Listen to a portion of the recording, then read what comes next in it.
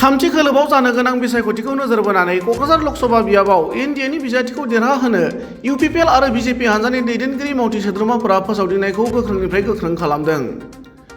बेबादिनो दिनै गसाइगाव महकुमा सिंनि 4 नं जमदुवार बिटिसि बिएफनि सिङाव थानाय जारागुरियाव कच राजबंशी हारिनि रायजो राजाफोरखौ लानानै इउपिपिएल हानजानि सावरायलायनाय जालाङो।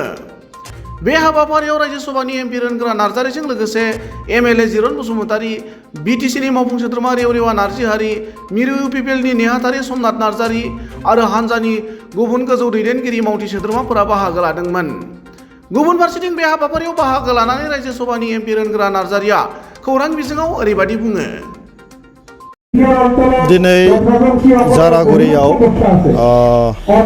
जमदुवार ओनसोलनि आरो गसाइगाव ओनसोलनि गासै राजबंशी सम्प्रदायखौ लानानै जों मोजां मोनसे सावरायनाय बेवहाय लादों। बेवहाय गोबां राजबंशीफोरनि संगठनफोरनि आरो बिनि दिथागिरिफोर गार्जेनफोर बेवहाय फैदों। खोब मोजां आरो जों जयैनो गोबां बाथ्राखौ जों सावरायबाय जे आथिखालाव जोंनि बिटिसि सरकार, आसाम सरकार आरो भारत सरकारा बे जोंनि बिटिसि ओनसोलाव रायजो राजाफोरनि जों मा उन्नयननि खामानि लादों, मावनो जों मा मावनो थांगासिनो दङ आरो फैबाय थानाय समाव जों जनगोष्ठीय समस्याफोरखौ जों बोरै मावलांनो नागिरदों बिनि बागै जों मोनसे खुला-खुलि मोनसे आल'सना जों खालामदों। बे आल'सनाया खोब मोजाङानो जाबाय, बयबो बेवहाय बाहागो लादों आरो एबारनि जि मोनसे थासारि फैगौ बिसायख'थियाव जे जयन्त बसुमतारी बिथाङा जि देरहागोन बे बाथ्राया एखेबारे साबसिननिफ्राय हामसिन जाबोदों। आरो मोनफ्रोमबो जाथि जनगोष्ठीया दिनैहाय 35 लाख जनसाधारननि गेजेरावहाय गोबां जाथि जनगोष्ठी दङ। बे जनगोष्ठीफ्रा बयबो दिनै राजबंशीयानो जा, बेंगलियानो जा, मुस्लिमानो जा, राभायानो जा, गार'आनो जा, आदिबासियानो जा, जि जनगोष्ठीफोर दं बे जनगोष्ठीफ्रा पार्ट बयबो जोंनि दलजों, जोंनि सरकारजों रायलायबाय थादों आरो बयबो गोजोननाय फोरमायदों। दिनै जों सान्थि मोनबाय आरो बे सान्थिखौ जों लाखिबाय थानांगोन आरो जौगानायनि थाखाय जि सरकारा दिनै मावगासिनो दङ, नरेन्द्र मदि बिथांनि दैदेननायाव, आसामनि chief minister doctor Himanta Biswa Sharma बिथांनि दैदेननायाव, बिटिसिनि चिफ प्रमद बर' बिथांनि दैदेननायाव बे गासै थासारिखौ बयबो मोजां मोनदों आरो बिनि थाखायनो जोंनो भट होनानै देरहाहोनायनि बाथ्राखौ बिथांमोना फोरमायदों। बेरेखा दोला मोनसे बाथ्रा फोरमायदों सर, माने एनडिए दोलनि बिजाथिनो बर'फ्रा माने भट होनाय नङा होननानै, माने बेथ' आरो मा खोथा बेलाय नोङो बिपिएफआ अबस्थायानो गैला गावसोरो, बे ओरैनो खुगानिल' बाथ्रा जागोन। बे जोङो मोनथाम हानजा बेवहाय लोगो जादों, इउपिपिएल, बिजेपि आरो एजिपि। बे मोनथाम हानजानि भटआ ज' जाबानो बिपिएफआ एखेबारे आथिं खाथियाव थाहैयो। बे बाथ्राया रोखा, बेखौ नुखानानै बिसोरो ओंखायनो बायदिसिना बांसावबाय थादों। बे जेबो बाथ्रा नङा, बिसोरो मा बुंबाय थादों। बे गावसिनि मानसिखौ गावसोरनो लाखिनो हायाखै। दिनै चन्दन ब्रह्म हाग्रामा महिलारिखौ गारनानै खारबाय, जय मोसाहारि एमसिएलए हाग्रामा महिलारिखौ गारनानै खारबाय। बेथ' जोंनि दाय नङा, बेथ' बिपिएफनिसो बाथ्रा। दिनै बनसुनि दैदेनगिरिफ्रा फैनानै एरायबोजोब्बाय, दिनै बिएसएफनि दैदेनगिरिफ्रा एरायनानै फैजोब्बाय। सामफ्रामबो बबेबा नङा बबेबा बिपिएफनि दैदेनगिरि साधारन रायजो राजाफ्राबो दिनैहाय हाग्रामाखौ गारनानै खारबोजोब्बाय।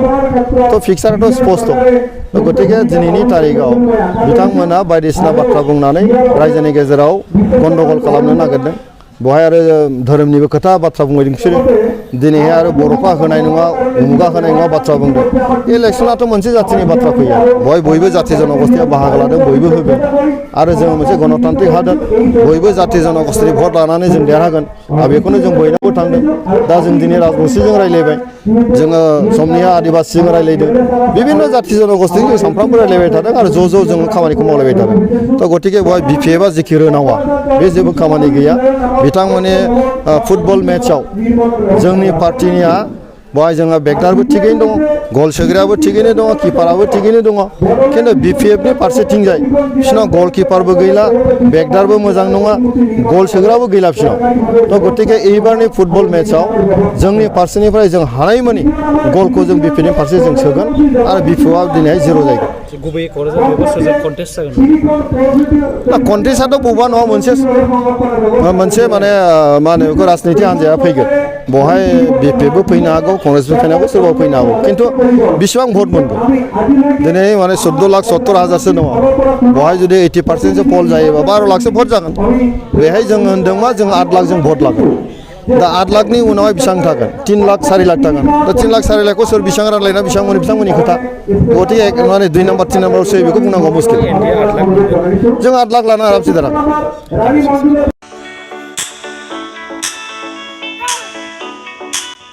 गेलेनायखौ मोजां मोनग्रा एबा गावबागावनि गथ'खौ पेन्सिल सिलाट मार्शल आर्ट्सनि गोख्रों गेलेगिरि खालामनो सानग्राफोरनि थाखाय मोजां खौरां।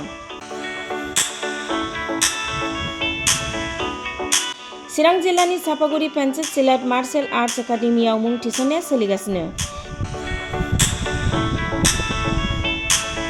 नोंथांमोना नोंथांमोननि गथ'खौ सापागुरि पेन्सिल सिलाट मार्शल आर्ट्सनि एकाडेमियाव मुं थिसननो हागोन। फोरोंनायनि जायगाया जाबाय सापागुरि लावज्रिपारा दगरपारा गेलेग्रा फोथार आरो बेरांगाव हास्रावबारि। मख'जाथाव दि सापागुरि पेन्सिल सिलाट मार्शल आर्ट्स एकाडेमिनि सोलोंसाफ्रा गुबुन गुबुन जायगायाव गेलेफैनानै जाफुंसारदों। नोंथांमोनाबो नोंथांनि गथ'खौ सापागुरि पेन्सिल सिलाट मार्शल आर्ट्स एकाडेमियाव मुं थिसननानै पेन्सिल सिलाट मार्शल आर्ट्सनि आखा-फाखा गेलेगिरि खालामदो। Sapaguri pencil सिलाट martial arts academy.